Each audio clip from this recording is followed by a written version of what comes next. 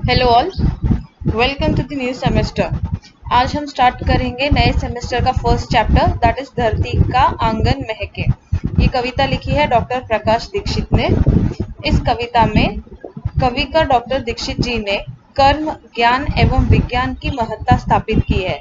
महत्ता मतलब इम्पोर्टेंस के लोगों को समझाया है कि अपने कर्मों का, अपने ज्ञान का और विज्ञान यानी साइंस का, टेक्नोलॉजी का भी क्या इम्पोर्टेंस है। आपका कहना है कि हम ज्ञान विज्ञान के बल पर भले ही आसमान को नाप ले, परंतु विनाशक शस्त्र से मानवता को बचाना भी आवश्यक है। उन्होंने इस पोयम में बताया है कि हम भले ही ज्ञान विज्ञान यानी अपने नॉलेज से और साइंटिफिक टेक्नोलॉजी से हम भले ही आसमान छू ले, बहुत ऊंचाई पे पहुंचे, बहुत तरक्की करे, लेकिन जो शस्त्रास्त्र है, मतलब शस्त्रास्त्र मतलब जो ऐसे वेपन्स है जिससे हानि पहुंच सकती है देश को या किसी को या लोगों को, तो उससे भी लोगों को, मतलब ऐसे हानिकारक वेपन्स के बारे में भी लोगों को इन्फॉर्म करना जरूरी है और उनको उससे बचाना भी जरूरी है। ये भी उन्होंने इस पोयम में बताया हुआ है। यह तभी संभव होगा जब समाज में सदाचार स्नेह बढ़ेगा। मतलब ये कब पॉसिबल होगा? जब अपने समाज में सदाचार यानी एक औपचारिकता, एक फॉर्मेलिटीज बोलते हैं ना, कि लोगों की तरफ काइंडनेस, पोलाइटनेस और लोगों की तरफ केयरिंग बढ़ेगा, तभी ये पॉसिबल होगा। सो ये इसका सारांश था। Let us see in detail कि पोयम में क्या दिया हुआ है। धरती का आंगन महके कर्म ज्ञान विज्ञान से, ऐसी सरिता करो प्रवाहित खिले खेत सब धान से। मतलब उसने, कवि ने बोला है कि धरती का जो आंगन है यानी ये जो अपनी धरती माता है, वो हमेशा महकती रहे अपने कर्मों से, यानी वहाँ अब धरती के जो लोग हैं उनके कर्मों से, उनके ज्ञान से, प्लस जो अपना ज्ञान लगाकर विज्ञान में जो नए तरक्की जो टेक्नोलॉजीज आई है उन सब से। मतलब धरती हमेशा प्रगति करती रहे, ये देश हमेशा आगे बढ़ता रहे।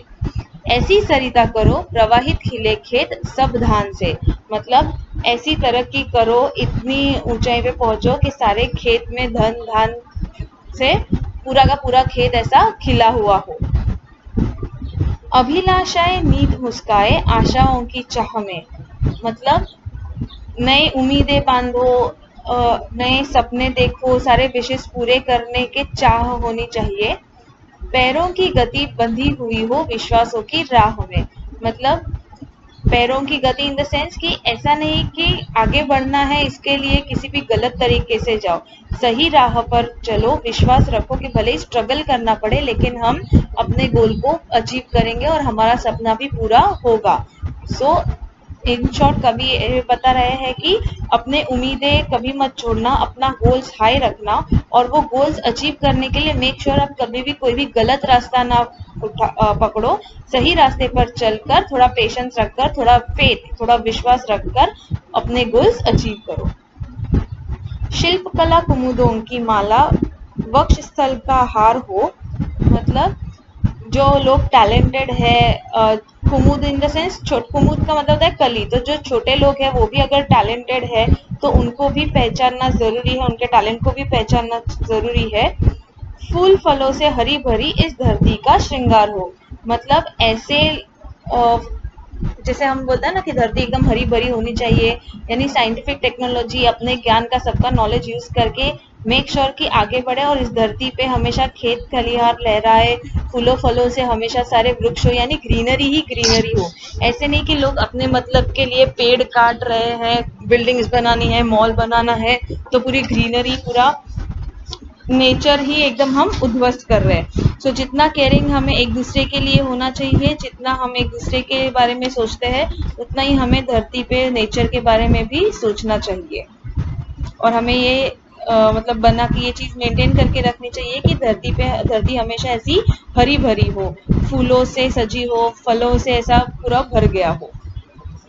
चंद्रलोक या मंगल ग्रह पर चढ़े किसी भी यान से, किंतु न हो संबंध विनाशक अस्त्रों का इंसान से।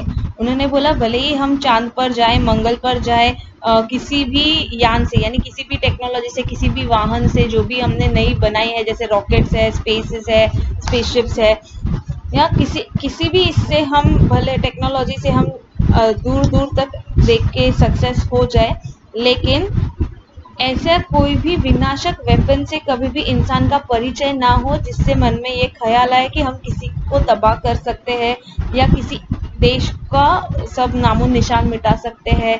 तो ना ही ऐसे ख्याल आने चाहिए और ना ही ऐसे अस्त्र बनाने का ज्ञान किसी को मिलना चाहिए जो दूसरों के बुरे के लिए या दूसरे देशों के लिए बुरा हो, या ऐसा भी हो सकता है कि अपने ही देश के लोग एक दूसरे के लिए बुरा सोचने पे उतर आए। साथ साथ जीवन पट बुनकर प्राणों का तन ढकती, सदाचार की शुभ्र शलाका मन सुंदरता आंकती। मतलब साथ साथ जीवन पट बुनकर प्राणों का तन ढकती, इन द सेंस कि एक एक सांस बुनकर, बुनना मतलब जैसे हम स्वेटर से धागा धागा बुनते तब जाके वो पूरा स्वेटर बनता है, वैसे एक एक सांस एक एक जीव अपना 100% देके ये धरती को अपना मान के वो लोग ये कहते हैं कि क्या बोलते हैं अपना 100% देते हैं टू मेक श्योर कि ग्रीनरी बनी रहे, ये धरती पे सारी चीजें वैसे की वैसी ही बनी रहे, इस धरती की सुंदरता बनी रहे। प्रतिभा का पैमाना मेधा की ऊंचाई नापता, मानवता का मीटर बन मन की गहराई नापता। प्रतिभा का पैमाना मतलब अंदाजा लगाना, मेधा इन द सेंस बुद्धि। तो आपने कितना सक्सेस पाया है ये आपके टैलेंट से, आपकी बुद्धिमत्ता से पता चलता है, और उस टैलेंट को पाने के लिए आपने अपनी इंसानियत बना के रखी है या किसी को पीछे छोड़ने के लिए किसी के साथ धोखेबाजी की है, कोई चालाकी की है, तो ये भी आपके मन की गहराई, यानी आपने कौन से तरीके से वो सक्सेस हासिल किया है, राइट वे और रॉन्ग वे, ये भी हम आंक सकते हैं, ये भी हम नाप तोल सकते हैं। इनफैक्ट कवि कह रहे हैं कि ये सब चीजें भी नाप तोलनी चाहिए, किसी का अपना भला करने के लिए हमें किसी का भी बुरा नहीं करना चाहिए। आत्मा को आवृत कर दे स्नेह प्रभाव परिधान से, करे अर्चना हम सब मिलकर वसुधा के जयगान से।